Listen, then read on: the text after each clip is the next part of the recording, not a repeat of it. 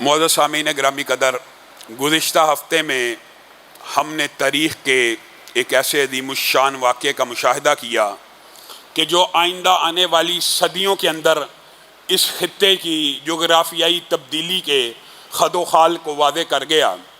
اور میں یہ بات سمجھتا ہوں کہ حالیہ صدی کے اندر مسلمانوں کے لیے اس سے بڑی خوشخبری اور اس سے بڑی دل افروز خبر اور اس سے زیادہ دلوں کو خوش کرنے والی خبر پوری ایک صدی کے اندر مسلمانوں کو نہ ملی۔ اس سے پہلے پاکستان کے آزاد ہونے کی اور اسلامی ریاستوں کے بننے کی خبریں مسلمانوں کو گزشتہ صدی میں ملتی رہی ہیں، لیکن اس صدی کے اندر حالیہ دنوں کے اندر گزشتہ ہفتے جو کابل کے اندر فتح مبین اللہ رب العزت نے مسلمانوں کو عنایت کی ہے، وہ اس صدی کی سب سے بڑی خوشخبری ہے۔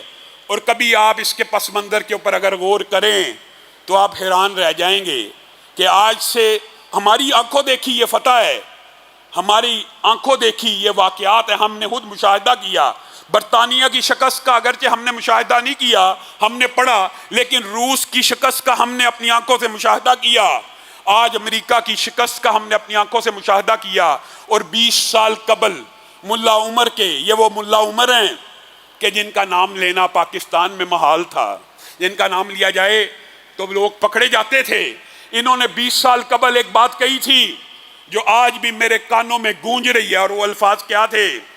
بش نے میرے سے شکست کا وعدہ کیا ہے اور میرے رب نے میرے سے فتح کا وعدہ کیا ہے۔ میں دیکھنا چاہتا ہوں بش کا وعدہ سچا ہے یا میرے رب کا وعدہ سچا ہے۔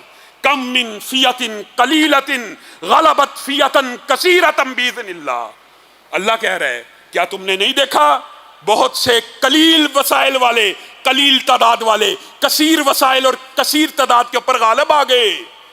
کس طرح؟ باذن اللہ، اللہ کے حکم سے۔ جو بائیڈن کی تقریر جنہوں نے نہیں سنی سن لیں آج جا کر، ایک نشان عبرت ہے۔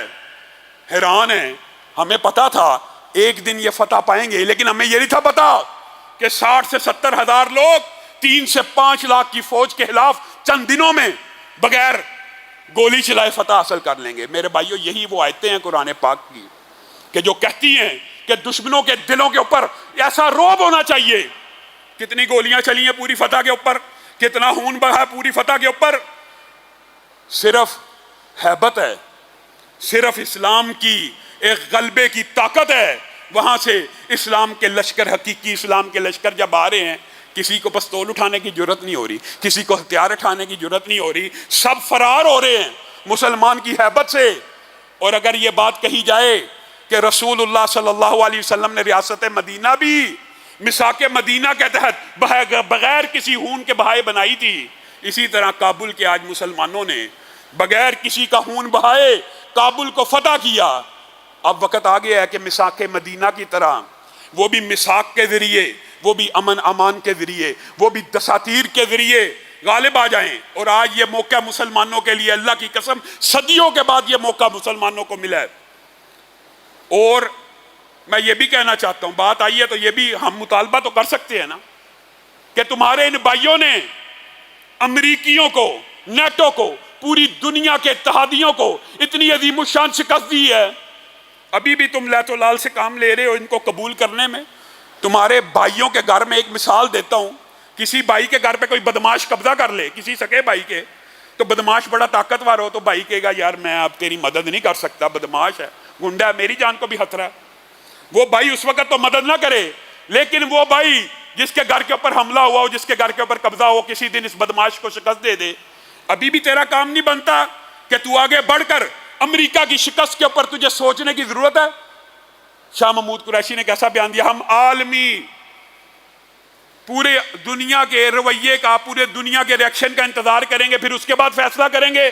اور تمہیں رہنما ہونا چاہیے، تمہیں لوگوں کے لیے مقتدا ہونا چاہیے، تمہیں لوگوں کے لیے امام ہونا چاہیے۔ تم آگے بڑھ کر ان کی حکومت کو قبول کرو۔ ان کا اگر کوئی کچھ نہیں بگاڑ سکا، ان 60-70 ہزار کا، تم تو لاکھوں، تم تو کروڑوں۔ علامہ شہید نے کہا تھا روس امریکہ کی قوتیں اکٹھی ہو جائیں اور صرف پاکستان کے مسلمان مرنے کا عزم کر لیں، اللہ کی قسم شکست نہیں دے سکتے۔ اور مسلمانوں نے آج کابل میں، آج افغانستان میں یہ بات ثابت کر دی ہے، روس امریکہ کیا پوری دنیا کی قوتیں اکٹھی ہو کر مسلمانوں کو شکست نہیں دے سکی۔ لیکن آج وقت آ گیا ہے، وہ 1400 سال کا وزڈم، وہ 1400 سال کی سٹیٹس مین شپ جس کے بارے میں یہ لوگ اعتراض کرتے ہیں کہ مسلمانوں کو سٹیٹس مین شپ نہیں آتی، یہ 1200 سال کے حکمران۔ آج میں اپنے افغانی بھائیوں کو بھی کہنا چاہتا ہوں، وہ سٹیٹس مین شپ، وہ 1400 سال کا تجربہ جہاں تم نے لاکھوں کلومیٹر کے اوپر حکومت کی، آج بروئے کار لانے کی ضرورت ہے۔ آج اسلام کے ہر قوانین کو، ہر قانون کو وہاں پہ نافذ کرنے کی ضرورت ہے۔ اور آپ کو بھی بات کہنا چاہتا ہوں، آپ کے لیے بھی سوات کی جعلی ویڈیو کی طرح بہت سے ڈرامے رچانے کی سازشیں بھی چل رہی ہوں گی، آپ نے کسی ڈرامے کے اندر نہیں آنا۔ آج انڈیا کے مسلمانوں کو بھی سوچنے کی ضرورت ہے، بات آئی ہے تو ہم بھی کہہ سکتے ہیں اور کہنا چاہیے، مسلمان آزاد پیدا ہوتا ہے اور آزاد مرتا ہے، مسلمان کبھی غلام نہیں رہ سکتا۔ اسلام یہ صرف اسلام بھی نہیں ہے، اگر بات آئی ہے تو پھر حقائق کے اوپر رکھنی چاہیے۔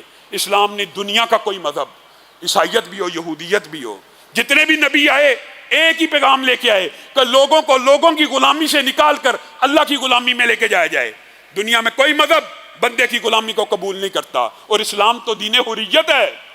کیا مسلمان غلام زندگی بسر کرے گا؟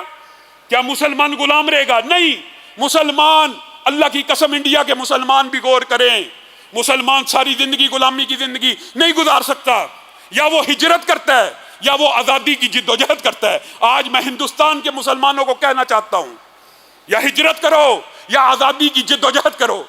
حیدرآباد، جوناگڑھ، دکن، گجرات، یہ مسلمان اکثریت کے جو علاقے ہیں، یہاں پہ جد و جہد آزادی کیوں نہیں شروع ہوتی؟ ہونی چاہیے۔ ہندوستان کے قلب سے نئی مسلم ریاستیں بننی چاہیے۔ آپ کو افغانستان کے سٹوڈنٹس نے، ان کو طالبان کو تو پابندی لگ جاتی ہے، اس لیے ان کو ہم سٹوڈنٹس کہتے ہیں۔ یہ فیس بک کا آزادی اظہار ہے کہ طالبان کا لفظ لکھو گے اکاؤنٹ بند۔ یہ افغانستان کے سٹوڈنٹس آپ کے لیے مشعل راہ ہیں، ہمارے لیے بھی مشعل راہ ہیں۔ 70 سال سے ہم کشمیر کے ساتھ کھڑے ہیں، انہوں نے 20 سالوں میں پورا وطن آزاد کروا لیا۔ ہاں صاحب، ریاست مدینہ کے نعرے 3 سال سے سن سن کے کان پک چکے ہیں۔ جنہوں نے ریاست مدینہ بنانی ہوتی ہے وہ بنا لیتے ہیں، صرف نعرے اور اعلان نہیں لگاتے۔